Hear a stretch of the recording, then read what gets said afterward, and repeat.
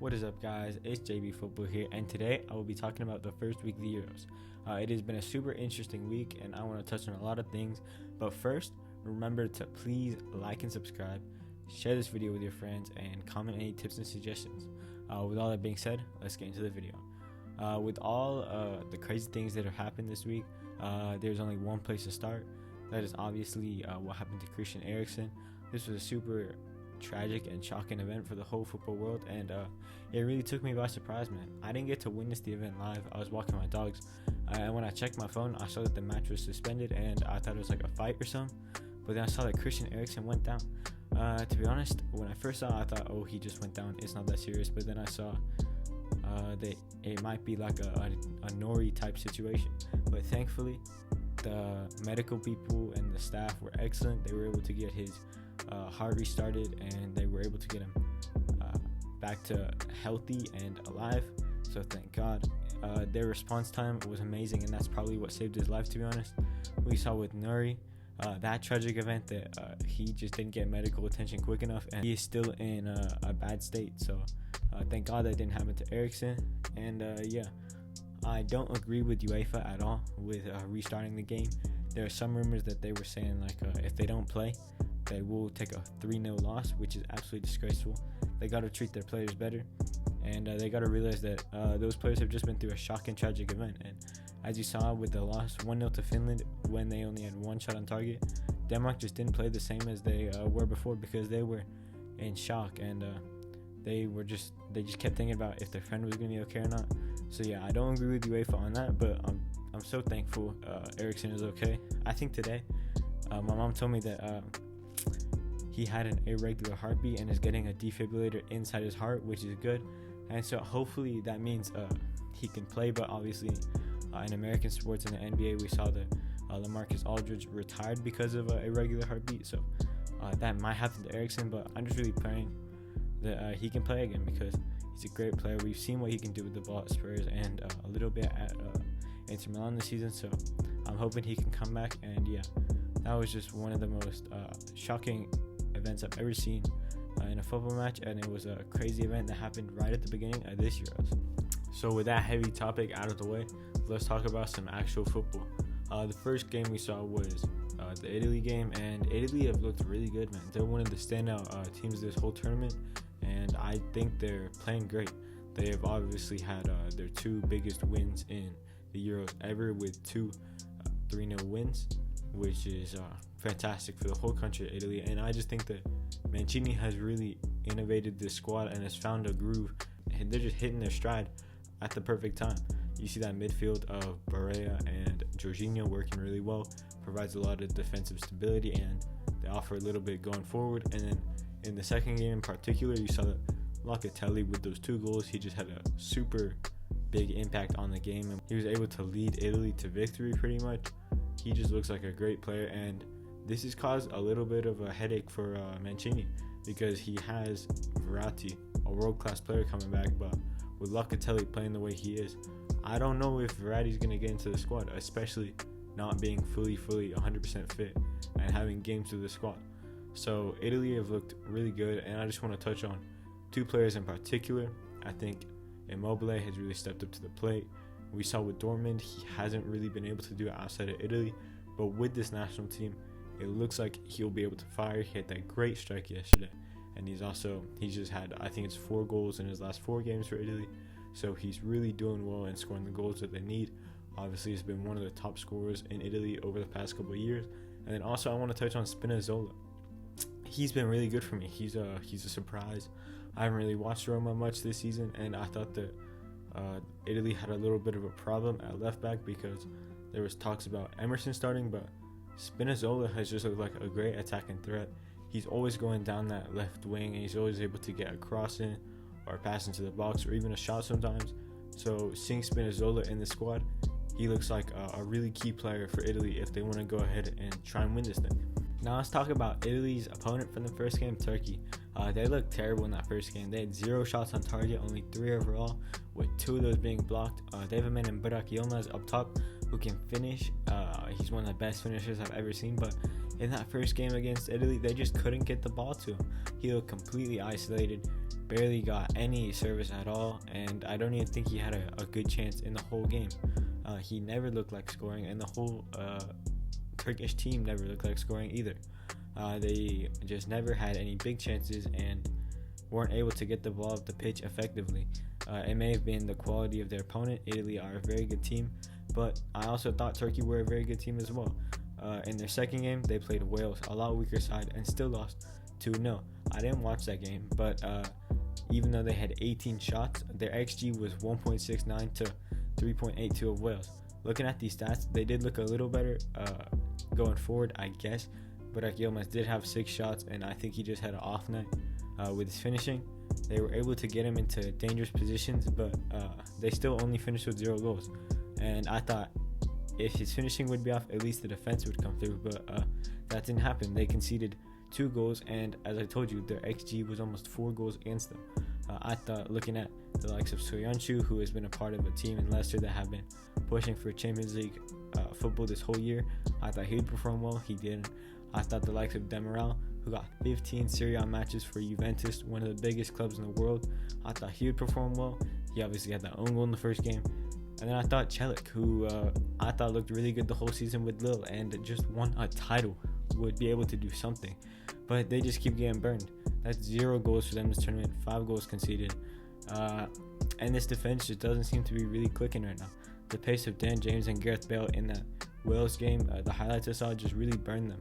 And they were able to get into good positions along with the surging runs of Spinazzola in the Italy game. I had Turkey finishing second in their group, and now it looks like they might finish 4th. Now I want to talk about Belgium. They're doing pretty well. They obviously got 6 points now after that 2-1 win against Denmark. But at the beginning of that game, really the whole first half, it looked like they were going to lose that game.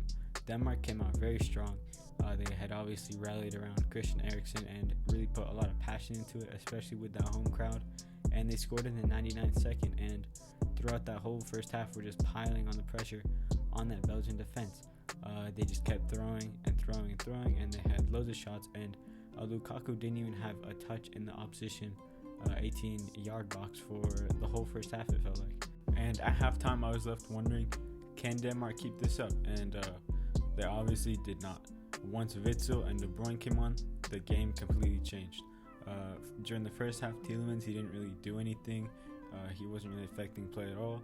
Lukaku, he didn't get a touch in the 18-yard box and didn't really do anything. Every time he'd get the ball, he'd just get tackled. But once we saw Witsel come in, he provided that defensive stability and was able to really unlock Tielemans and get the best out of him. And then De Bruyne, man, he's just a great player. He just completely changed the game once he came on the pitch. He got a goal and an assist. He was able to pick out those passes and just really control the tempo of the whole game. You saw Denmark, they may have gotten a little tired, or they just weren't able to cope with the constant pressure of Belgium. Thorgan Hazard was able to get down that left flank and obviously power that goal in. Lukaku, once that second half started, he looked like a different player again. He looked like the Lukaku we've come to know this season. He was getting his touches, he was dribbling, he was passing, he was doing all the things he should do. And yeah, do I think Belgium have a good shot at winning this tournament? Yeah. But do I think they'll win it? No. They've looked good in these 2 games, but the problems I saw before the Euro started are still there. That defense looks a little bit worrying. The center backs are, as I said, slow and can get caught on the break. And also, Munir, he just doesn't look like a great player. A lot of his passes were going to the opposition, and also he's not great defensively. So I do have my worries, but Belgium, 2 wins in 2, they couldn't ask for much better. So let's talk about the Netherlands a little bit. They got 2 wins from 2, and they're going to top their group, which is good for them. I see their wingback system is working good as well. Dumfries is getting himself a couple goals, and also their main man Depay got his first goal today, which is great for him. But them topping their group and getting 2 wins from 2 is not really saying much. They got one of the weakest groups in the whole tournament, and against a weak team in Ukraine, they failed to put the game to bed. And even though they're leading 2-0, Ukraine were able to tie it up 2-2. They eventually did get the winner, but against bigger teams, they might not be that lucky. And I think that it's worrying signs for Netherlands fans that they couldn't put a game away against a pretty weak opposition in comparison to some of the other teams in this tournament in this game. So although they weren't able to do that, as I said, they got their wins and they're going to top their group. Now moving on to England, I just want to touch on them for a little bit. England won 1-0 against Croatia and play again tomorrow, or today when I'm uploading this. The game against Croatia was pretty boring, although England looked pretty great in the first 20 minutes. I felt Grealish should have started or at least got subbed on. And Sancho and Cho not making the squad was simply ridiculous. Anyway, if we look at the stats a little bit, England had an XG of 1.47, whereas Croatia only had an XG of 0.53, so a 1-0 victory looks probably fair. The numbers are okay for England. They had an equal possession, 50% to 50%, and shots were also even. Only 8 shots and 2 on target for England, so I would like to see a little more on the attacking side tomorrow. The defense was pretty good. They didn't allow any goals, obviously, and barely allowed any chances, although that could be Croatia's lackluster attack as well. But I want to touch on one man in particular, Calvin Phillips. He was great, and I was wrong about him. I was advocating for him not to start, but I think in this game he showed truly what he can do.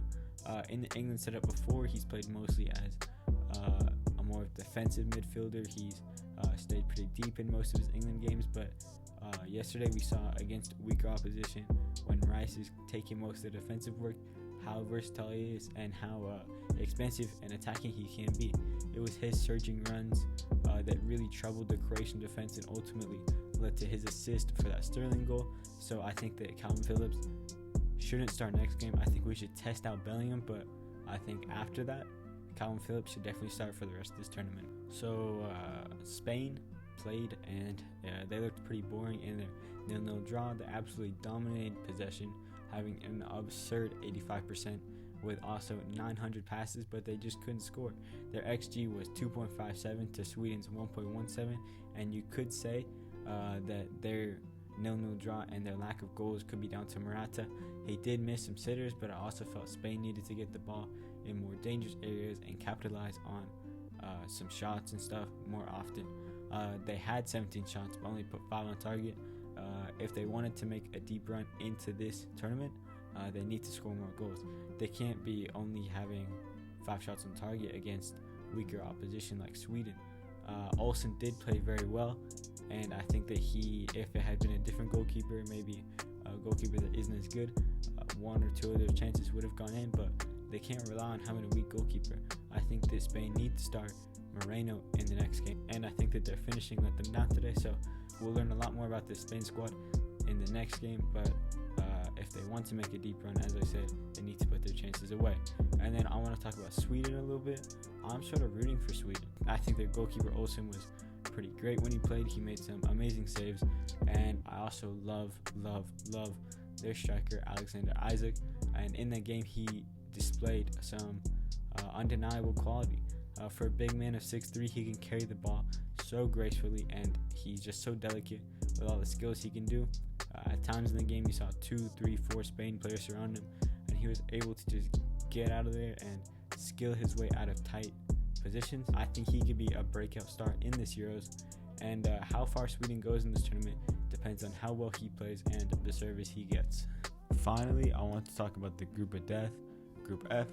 All the teams have played once, and Portugal beat Hungary 3-0, but I wouldn't call this one a comfortable win for Portugal. They didn't score for 80 minutes of the game, and their attack looked kind of stagnant. They had trouble getting good quality chances, as a couple other teams have had during this Euros. I think as soon as Renato Sanchez came on, that completely changed the game. He was able to put pressure on the tired Hungarian players and advance the ball into dangerous positions. Portugal need to get the ball to Ronaldo more. I think crossing would do wonders because he is an extremely good header of the ball, and so I think the crosses will result in more high quality chances. He's also world class at making those runs, and players like Bernardo Silva and Bruno Fernandes need to find him when he's running in behind.